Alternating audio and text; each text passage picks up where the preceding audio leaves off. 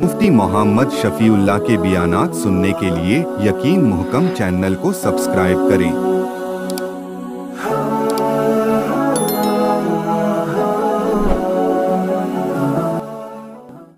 नहमदुहु व नुसल्ली अला रसूलिहिल करीम, अम्मा बादु फ़अऊज़ु बिल्लाहि मिनश शैतानिर रजीम, बिस्मिल्लाहिर रहमानिर रहीम।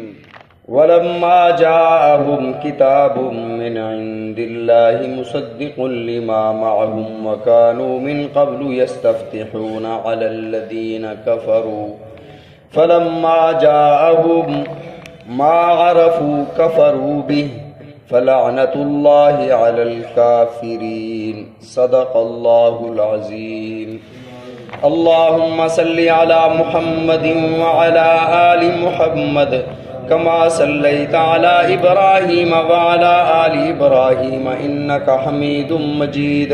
अल्लाहुम्मा बारिक अला मुहम्मदिन व अला आलि मुहम्मद कमा बारकता अला इब्राहीम व अला आलि इब्राहीम इन्नका हमीदुम मजीद। साबिक़ा दर्स में अल्लाह रब्बुल इज़्ज़त ने यहूदियों का एक किरदार ये इरशाद फरमाया कि जब उनके पास किताब यानी कुरान मजीद आया अल्लाह की तरफ से, जो कुरान साबिक़ा आसमानी किताबों की भी तस्दीक करता है, फरमाया कि जिस नबी और पैगंबर, जिस रसूल के वसीले से ये लोग खुदा की बारगाह में दुआ करके अपने दुश्मनों पर फतह याब होते थे, जब इनके पास आया मा आरफू, फिर इन्होंने पहचान भी लिया कि ये खुदा का कलाम है और ये अल्लाह के आखिरी पैगंबर हैं, पहचान भी लिया, कफरू भी, उनका इनकार कर दिया। अल्लाह ने फरमाया बड़ा लानत वाला काम किया। फलानतुल्लाहि अलल काफिरीन, काफिरों पर, काफिर का माना होता है इनकार करना, शरीयत इस्लामी का इनकार करना, तो इन पर, काफिरों पर खुदा की, अल्लाह की लानत है। यहाँ पर है कि वो फतह मांगते थे, वो अपनी फतह मांगते थे, दुश्मनों पर गलबा मांगते थे कुरान के और नबी अलैहिस्सलातु वस्सलाम के वसीले से। क्या खुदा की बारगाह में वसीला पेश करना जायज़ है या नहीं? कुछ लोग कहते हैं कि अल्लाह से बराह रास्त मांगो, अल्लाह किसी वास्ते वसीले का मोहताज नहीं है। यकीनन अल्लाह वास्ते वसीले का मोहताज नहीं, लेकिन जिस रब ने खुद हुक्म दिया हो कि नेक लोगों का आमाल का वसीला पेश करो। बुखारी शरीफ में रिवायत है, वो वाक़या भी आपने सुना होगा, बचपन में हम स्कूल पढ़ते थे, एक उर्दू की किताब में मजमून था गार का पत्थर, उसमें ये वाक़या लिखा हुआ था। ये बुखारी शरीफ में वाक़या मौजूद है। नबी अलैहिस्सलातु वस्सलाम ने इरशाद फरमाया, साबिक़ा उम्मतों में चंद लोग सफ़र पर निकले और रास्ते में तूफ़ान आ गया, एक गार में उन्होंने पनाह ली और इतने में एक पत्थर लुढ़कता हुआ पहाड़ से गिरा और गार के दहाने पर आया और गार का मुंह बंद हो गया। अब अंदर सारे बंद हो गए, मौत का इंतज़ार करने लगे, तो हर एक ने अल्लाह से अपने अमाल की वसीला पेश किया और दुआ की। किसी ने कहा कि अल्लाह मैं अपने वालिदैन की खिदमत करता था, किसी ने कुछ कहा, किसी ने कुछ कहा, किसी ने कहा अल्लाह मुझे बुराई का मौका आया था लेकिन तेरी रज़ा के लिए मैंने वो गुनाह नहीं किया था। तो अल्लाह ने उनके आमाल के वसीले से वो पत्थर सिरकता रहा और वो पत्थर अल्लाह ने गार के दहाने से हटा दिया।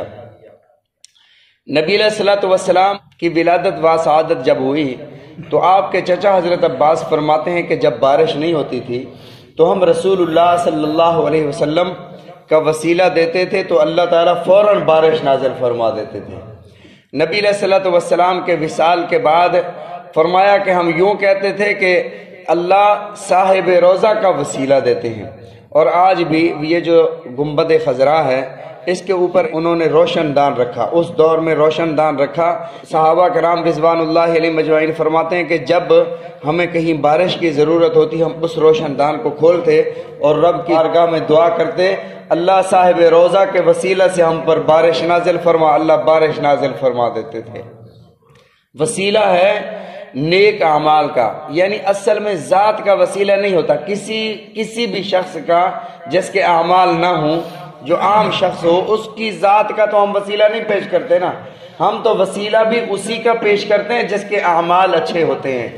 اور وسیلہ پیش کرتے ہوئے یوں مانگنا چاہیے، اللہ اس بزرگ سے، اس پیغمبر سے، فلاں شخص سے میرا تعلق ہے، میں اس کا وسیلہ تیری بارگاہ میں پیش کرتا ہوں، میرے اعمال تو تیری بارگاہ میں پیش کرنے کے قابل نہیں ہیں، اللہ میں ان کے اعمال کو ان کو پیش کرتا ہوں، میرا یہ کام فرما دے۔ مانگے اللہ سے، وسیلہ اس کا پیش کرے تو اللہ رب العزت قبول فرماتے ہیں، اور اگر اسی سے مانگے، میں نظر مانتا ہوں میرا یہ کام ہو جائے، بزرگ تو میرا یہ کام فرما دے، تو فرما دے، ایسا کرنا ناجائز ہے۔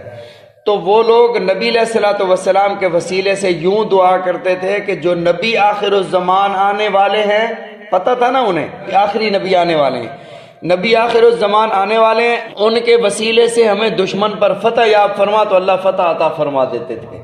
اور اس کی بے شمار مثالیں ہیں۔ رسول اللہ صلی اللہ علیہ وسلم کا وصال ہو گیا تھا، میرے آقا علیہ الصلوۃ والسلام اس دنیا سے پردہ فرما گئے تھے، حضرت زرار رضی اللہ تعالیٰ عنہ، دشمن نے انہیں پکڑ لیا، دشمن کے نرغے میں آ گئے اور چاروں طرف سے دشمن نے گھیر لیا۔ یہ اپنے گھوڑے پر سوار تھے، آگے ہو کر گھوڑے کے کان میں کہا، گھوڑا بھی بھاگتے بھاگتے دوڑتے دوڑتے تھک گیا تھا اور وہ دوڑ نہیں رہا تھا۔ انہوں نے کہا اب اگر یہی صورتحال اب بھی رہی تو میں پکڑا جاؤں گا اور لوگ مجھے پکڑ لیں گے۔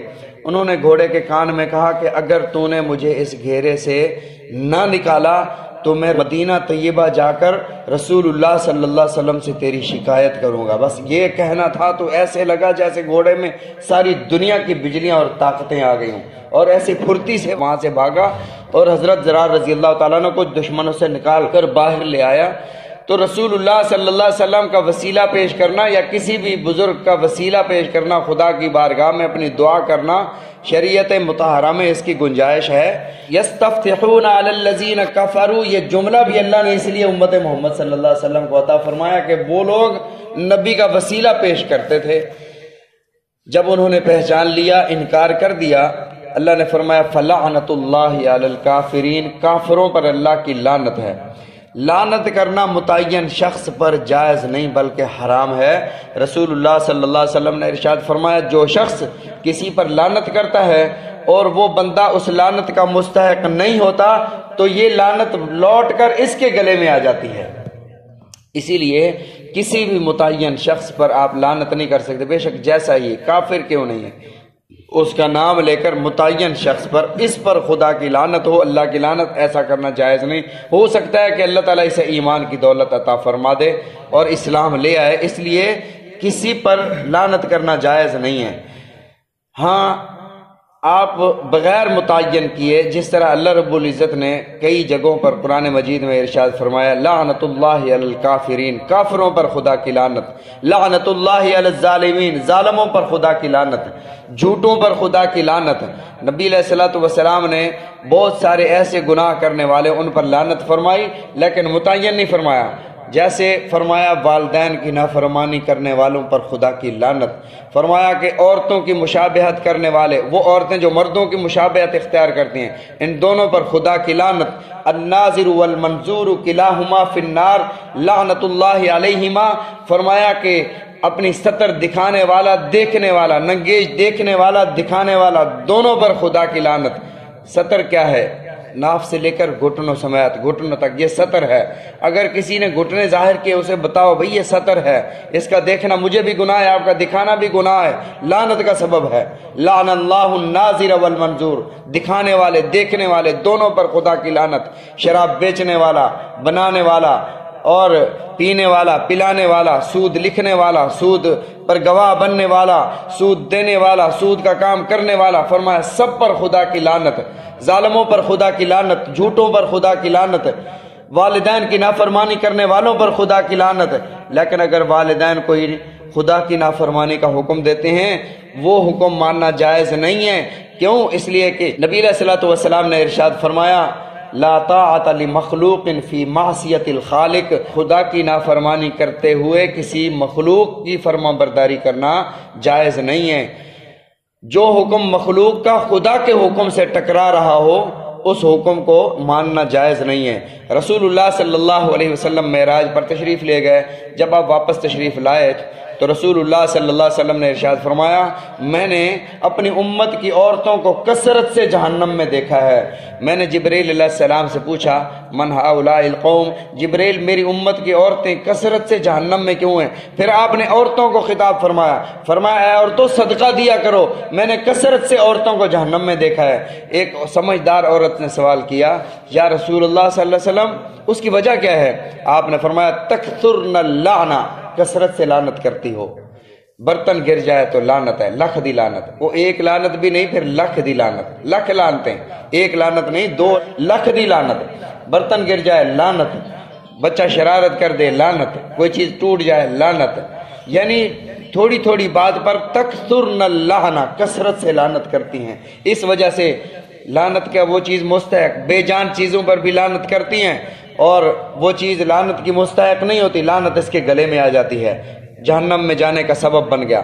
اور اگلا جملہ ارشاد فرمایا، تکفرن العشیر، اپنے شوہروں کی نافرمانی کرتی ہیں۔ رسول اللہ صلی اللہ علیہ وسلم نے ارشاد فرمایا، جس عورت کو خاوند نے بلایا اور یہ رات کو اس کے پاس نہ آئی اور یہ ناراض ہو کر اس سے سویا رہا، صبح تک اللہ اور اس کے فرشتے اس عورت پر لعنت کرتے ہیں۔ یہ شوہروں کی نافرمانی کرنے والی، اس وجہ سے یہ شوہروں کی نافرمانی اور ناشکری بھی یہ سبب ہے کہ اللہ نے انہیں جہنم میں ڈال دیا۔ مرد جو ہے وہ سارا دن کما کر، اوور ٹائم لگا کر، شام کو پسینہ بہا کر جب یہ گھر لوٹتا ہے اور یہ ایک جملے سے سارے پر جب پانی پھیرتی ہے، کہتی ہے، ما رأیت خیرا منک قط، میں نے تو تیرے گھر میں کبھی بھلائی دیکھی ہی نہیں ہے، میرا نصیب خراب ہو گیا تو تیرے گھر میں آئی تھی۔ فرمایا اس وقت خدا کی لعنت اس پر برستی ہے کہ شوہر تیرے لیے کیا کیا کر کے آیا ہے اور تو کیا کیا کر رہی ہے۔ تو فرمایا فلعنت اللہ علی الکافرین، کافروں پر خدا کی لعنت، ظالموں پر خدا کی لعنت، جھوٹوں پر خدا کی لعنت، مشرکین پر خدا کی لعنت، متعین شخص پر کوئی بھی نہیں کر سکتا۔ اب ایک سوال رہ گیا، یہ جو ہم بجا دیتے ہیں اس کو بھی تو ہم لعنت کہتے ہیں، کیا یہ بھی لعنت ہے؟ یہ لعنت نہیں ہے، یہ تنبیہ ہے کہ تو نے جو کام کیا ہے یہ لعنت والا کام ہے۔ کبھی کبھار ہم کسی چھوٹے بچے کو یا کسی بچے کو ایسے 2 انگلیوں سے بھی بجا دے لیتے ہیں اور بچے بھی اسے لعنت کہتے ہیں کہ یہ ہمیں لعنت دی ہے۔ اگر اس کا مقصد لعنت دینا ہو پھر تو حرام ہے، ناجائز ہے۔ عموماً ہمیشہ استاد ہو یا والد ہو، اس کا مقصد لعنت کرنا نہیں ہوتا، اسے یہ بتانا مقصود ہوتا ہے تو نے جو یہ کام کیا ہے یہ لعنت والا کام ہے، ایسے کام سے بچنا چاہیے، نہیں کرنا چاہیے۔ اللہ تعالی ہم سب کو نبی علیہ الصلوۃ والسلام کے فرامین پر عمل کرنے کی توفیق عطا فرمائے۔ لعنت کہتے ہیں بعید عن رحمت اللہ، خدا کی رحمت سے دور ہو جانا۔ فرمایا جس پر لعنت پڑ گئی، جس نے لعنت والا کام کر لیا، فرمایا کہ جنت کی خوشبو 500 سال کی مسافت سے آتی ہے۔ 500 سال انسان چلتا رہے، جہاں وہ پہنچے گا وہاں سے جنت کی خوشبو آتی ہے، لیکن جس پر لعنت پڑ گئی فرمایا کہ بندہ جنت کی خوشبو بھی نہیں پا سکے گا۔ شیطان 4 بار رویا ہے۔ پہلی بار جب اللہ نے فرمایا اخرج علیک اللعنۃ، تم پر خدا کی لعنت ہو، یہاں سے دفع ہو جا۔ ابلیس جو ہے بہت رویا ہے، اور شیخ سعدی رحمۃ اللہ علیہ نے اس کو فرمایا تکبر عزازیل را خار کرد، بزندان لعنت گرفتار کرد۔ تکبر نے عزازیل یعنی شیطان کو ذلیل کیا، لعنت کے قید خانے میں گرفتار ہوا۔ دوسری بار جب یہ جنت سے، جب یہ فرشتوں کی محفل سے نکالا گیا اور زمین پر ڈالا گیا، اور تیسری بار جب رسول اللہ صلی اللہ علیہ وسلم کی ولادت باسعادت ہوئی، اور چوتھی بار اس وقت رویا جب سورہ فاتحہ نازل ہوئی۔ نبی علیہ الصلوۃ والسلام نے ارشاد فرمایا سورہ فاتحہ خدا کے خزانوں میں سے ایک خزانہ ہے، حضرت آدم سے حضرت عیسیٰ تک کسی نبی کو سورہ فاتحہ نہیں دی گئی، سورہ فاتحہ مجھے دی گئی۔ تو شیطان یہ 4 بار رویا ہے، لعنت پر بھی رویا ہے، اسے پتہ تھا کہ لعنت کیا چیز ہے۔ اللہ تعالی ہم سب کو اس سے محفوظ رکھے، ہم سب کے گھر کو محفوظ رکھے، ہمارے اہل و عیال کو محفوظ رکھے۔ اللہ رب العزت ہم سب کو اپنی رحمت کاملہ عطا فرمائے۔